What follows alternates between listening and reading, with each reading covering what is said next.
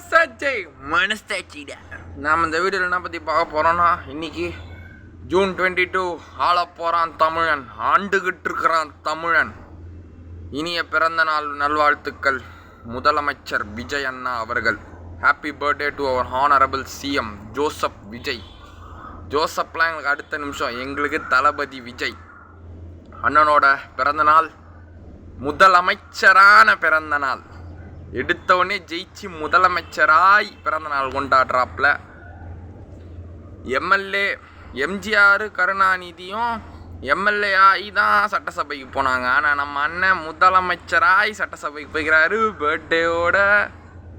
என்ன ஒரு கொண்டாட்டம், என்ன ஒரு ஆனந்தம் அனில்ஸுக்கு. த ஓஜி அனில் ஐயம்டா, நான் ஓஜி அனில்டா. ஸோ டிவிக்கு அரசு வந்து 1 மாதம் ஆகுது. நிறைய நல்ல திட்டங்கள் கொண்டு வந்துட்டுருக்குறாங்க. கொஞ்சம் அவகாசம் கொடுங்க. எதிர்கட்சிக்காரன், அந்த கட்சி இந்த கட்சி எல்லாம் இடதுசாரி அவன் இவன்லாம் டிஎம்கே கூட கூட்டணி இந்தவன்லாம் இப்போ டிவிகே வந்துட்டாங்க. விடுதலை சித்திகள், ஐயுஎம்எல்ஏ, இந்தியன் யூனியன் முஸ்லீம் நேற்று சொல்லிட்டான் நிரந்தரமாக வந்துட்டான், கம்யூனிஸ்டாக வந்துட்டான். எல்லா திமுக கிட்ட வாங்கின ஓட்டெல்லாம் வச்சு எங்கள் அண்ணன் கூட வந்துட்டானுங்க. ஒரு பக்கம் மே 10 அண்ணன் சிஎம் ஆனார். நான் அதுக்கப்புறம் சிஎம் ஆனதுக்கப்புறம் வீடியோ போடல. சரி, அவர் பர்த்டே வேறு வருது, 2 சேர்த்து அப்படியே போட்டுடலான்னு பார்க்குறேன். அதான் முடிச்சிட்டேன், இப்போ வந்துட்டேன். ஸோ இன்னைக்கு காலையில் சட்டசபையிலே ஓபிஎஸ் வாட்டர் பாட்டில் காமெடிலாம் நல்லா பண்ணாராம. பிரேமலதா அம்மா அவர்கள், மதிப்புக்குரிய விஜயகாந்த் அவர்களோட துணைவி மனைவி பிரேமலதா, அவங்களும் இந்த வருஷம்தான் முதல் தடவை எம்எல்ஏ ஆகி, அண்ணன் சிஎம் ஆனதுக்கப்புறம் அவங்களும் முதல் வாட்டி எம்எல்ஏ ஆகி சட்டசபையில் உக்காந்துருக்குறாங்க. வாழ்த்துக்கள். ஸோ சிஎம் எம்எல்ஏ ஆன பிறகு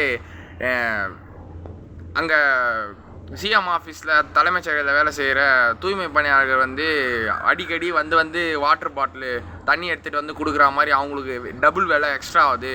ஸோ எல்லாருக்கும் ஒரு குட்டியாக ஒரு வாட்டர் பாட்டில் வாங்கி அவங்கவுங்க பிளேஸில் வச்சுருங்க அப்படின்னு ஒரு கோரிக்கை வச்சுருக்காங்க பிரேமலதா. இதுக்கு வந்து ஓபிஎஸ் சொல்கிறாரு, பாட்டில் வச்சா அப்புறம் எல்லோரும் தூக்கி அடிக்க ஆரம்பிச்சிருவாங்க. கிளாஸ், தண்ணி பால் கிளாஸ் இருந்தால் தான் யாரை தூக்கி. ஓபிஎஸ் நக்கலாக பேசிக்கிறாப்பில்ல, நல்லா எல்லாம். சிஎம் இன்னைக்கு விஜய் என்ன அவர் பர்த்டே அன்னைக்கு ஒரு லைட்டாக ஒரு ஜென்டில் ஸ்மைல் பண்ணார், பல்லு தெரியாமல் அழகாக அப்படி ஜாலியாக சிரிச்சார் பாருங்க. அது போதும் இன்னைக்கு நாள். திரையில் பார்த்த எங்கள் அண்ணனை தரையில் பார்த்துக்கிட்டு இருக்கோம். இன்னைக்கு தரையில் சிஎம்மாக உட்காந்து ஃபஸ்ட் டே ஃபஸ்ட் ஷோ. அவர் நடித்த எல்லா 69 படத்தில் நான் எந்த படமும் ஃபஸ்ட் டே ஃபஸ்ட் ஷோ போனதில்லை.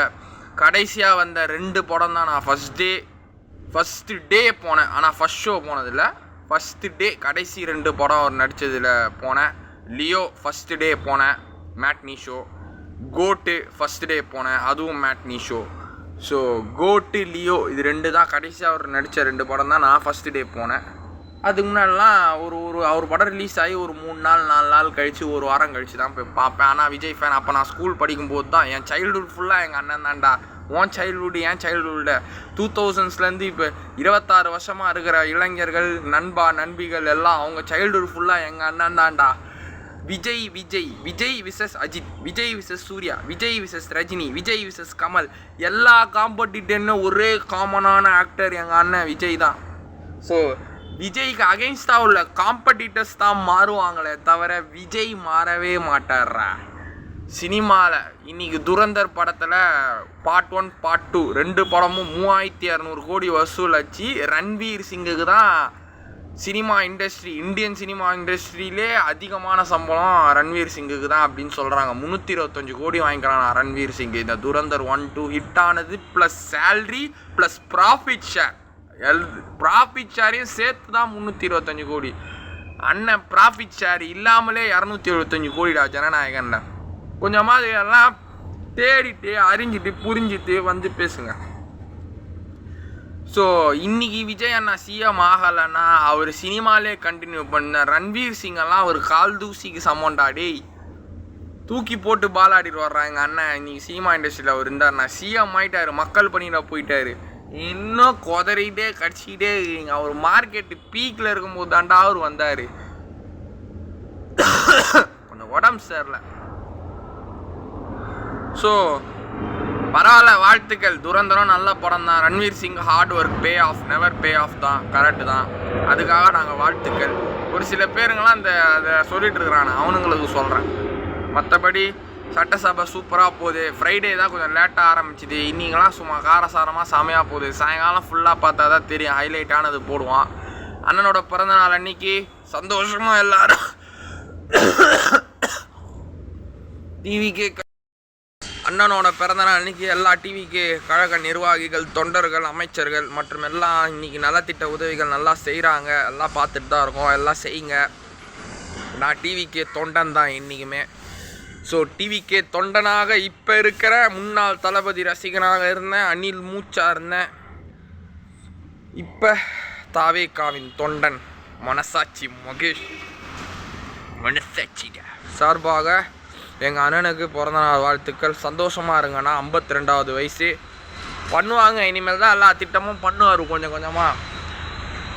6 சிலிண்டரு வருஷம், அதுதான் மெயின். 2500 ரூபா 6 சிலிண்டரு கொடுக்குற திட்டம். அதுக்கப்புறம் மாதம் 2500 ரூபா கொடுக்குற சொல்லி இந்த திட்டம். இப்போ 1000 ரூபா ஆனால் மாதம் மாதம் எல்லார் அக்கௌண்ட்லையும் போயிடுது தான். இந்த அரசு வந்தோன்னு கூட சீக்கிரம் இம்ப்ளிமெண்ட் பண்ணுவார்.